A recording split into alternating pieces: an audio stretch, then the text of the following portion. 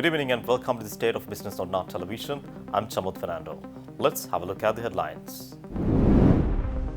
President plans to initiate strategic tourism zones across the island. Ceylon Chamber of Commerce hosts the Vietnamese Agriculture Minister in Colombo. Now the news in detail. President Ranil Wickremesinghe outlined his vision for economic development and infrastructure investment during a discussion held at the Presidential Secretariat recently. The focus of the meeting was strategic tourism zones in the Eastern Province, Colombo City, and Western Region and Greater Hambantota. President Wickremesinghe emphasized Hambantota's economic potential, envisioning it as a pivotal hub for infrastructure development and connectivity. Plans include linking Hambantota to the Myanmar port with extensions anticipated up to Chongqing in eastern China and down to Africa. Expansions into new areas like Avisavella and Nahaliagoda was discussed to alleviate urban congestion and foster new city centers. The President highlighted the significance of investing in key infrastructure, particularly in Hambantota and Colombo, positioning Hambantota as the next significant hub after Colombo. Trincomalee's development as a major investment zone in collaboration with India emerged as a priority. President Wickremesinghe announced plans for a joint working group to implement development initiatives emphasizing bilateral cooperation for economic growth and regional stability.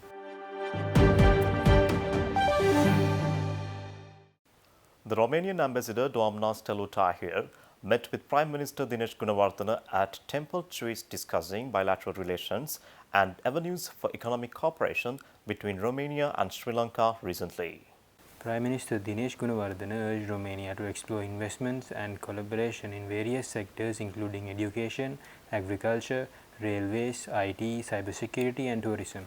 Ambassador Afire highlighted the significant growth in bilateral trades reaching $127 million last year. She expressed Romania's intent to sign an agreement with Sri Lanka to avoid double taxation, facilitating smoother trade processes. She also mentioned the possibility of signing a memorandum of understanding on cooperation in education, culture, sports and media once a draft is approved by both sides.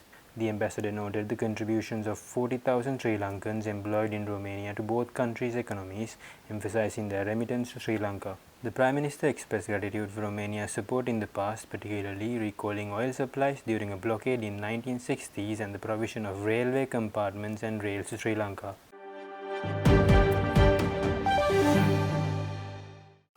The Secretary General of the Conference on Interaction and Confidence Building Measures in Asia, Kairat Sarabi, conducted a one-day visit to Sri Lanka, accompanied by officials from the CICA Secretariat based in Kazakhstan recently. During his visit, Ambassador Sarabi paid a courtesy call on Foreign Minister Ali Sabri and held discussions with Acting Secretary of Foreign Affairs Mohammad Jauhar. CICA is an organization headquartered in Central Asia that brings together countries from various regions to collaborate on mutual interests. Established in 1992, CICA serves as a multinational forum dedicated to ensuring peace, security and stability in Asia. The discussion centered on enhancing cooperation to achieve the common objectives of CICA member states, particularly in areas such as climate change, youth and tourism. Minister Sabri emphasized the importance of strengthening Sri Lanka's engagement with the Central Asian region and welcomed initiatives to actively involve member states to collaborate with each other. CICA currently comprises 28 member states, 9 observer states and 5 observer organizations.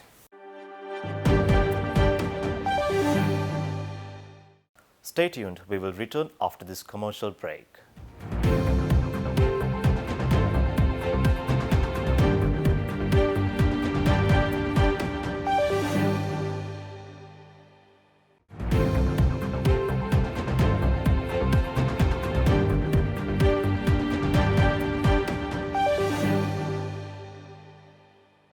Welcome back. The Ceylon Chamber of Commerce hosted a significant delegation from the Ministry of Agriculture and Rural Development of Vietnam recently. Led by the Vietnamese Minister of Agriculture and Rural Development, Le Minh Hoa, the delegation included top officials from the ministry and prominent entrepreneurs from Vietnam's agriculture sector. The meeting aimed at bolstering bilateral relations between Vietnam and Sri Lanka, particularly in the fields of agriculture, forestry and fishery. Chairman of the Ceylon Chamber, Dumindu Hulangamo, emphasized the timely nature of the delegation's visit, especially following the recent Sri Lanka-Thailand Free Trade Agreement. He underscored Sri Lanka's strengths in various agricultural sectors and highlighted the potential for collaboration with Vietnam, particularly using technology to enhance Sri Lanka's agriculture sector. Minister Lê Minh Hoan emphasized the potential for growth in bilateral agricultural trade between Vietnam and Sri Lanka.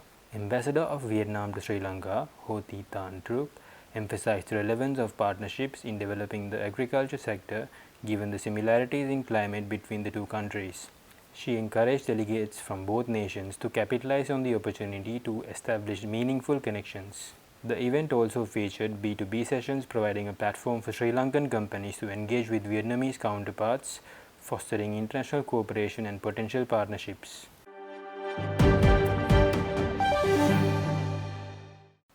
The Minister of Water Supply and Estate Infrastructure Development Jeevan Thondaman highlighted the need to address the multifaceted challenges faced by the upcountry Tamil community beyond daily wages.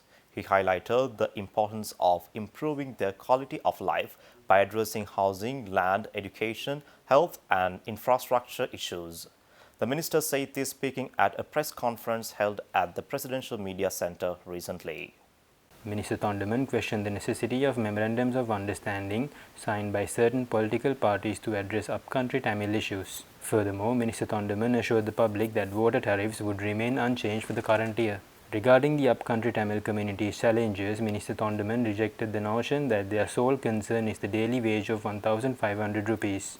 Minister Thondaman also discussed housing initiatives for the upcountry Tamil community, highlighting the completion of 1,560 houses out of the planned 24,000. He acknowledged the need to secure land rights and address various issues comprehensively, including education, healthcare, and infrastructure deficiencies. Minister Thondaman emphasized the government's commitment to sustainable resolutions for the upcountry Tamil community.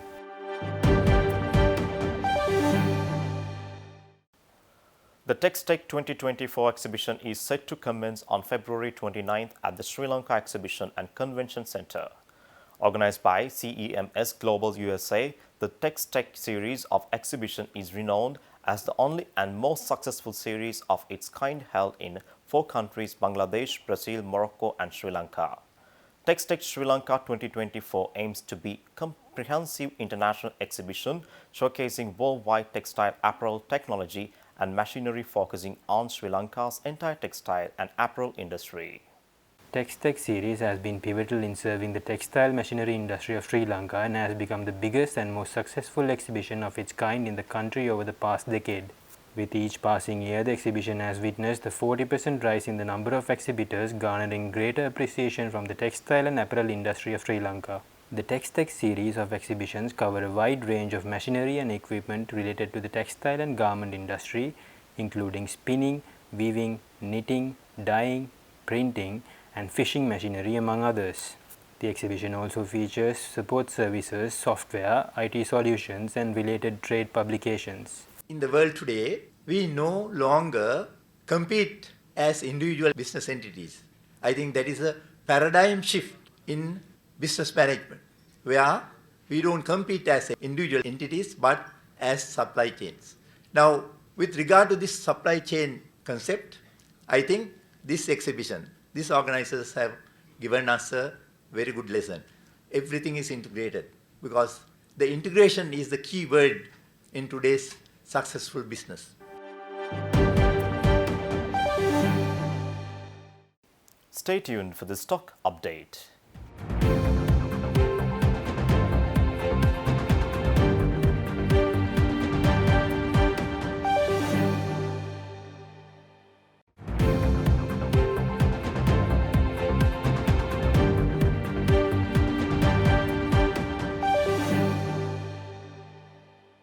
Trading at Colombo Stock Exchange ended on mixed notes today.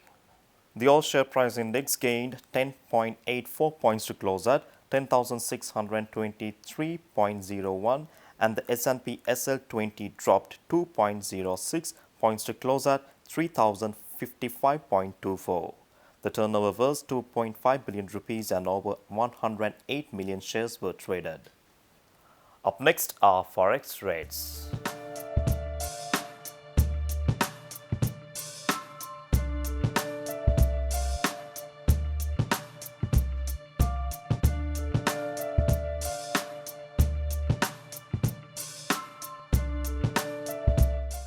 That's all our news for today. For this and more, subscribe our channel on YouTube, follow us on Facebook.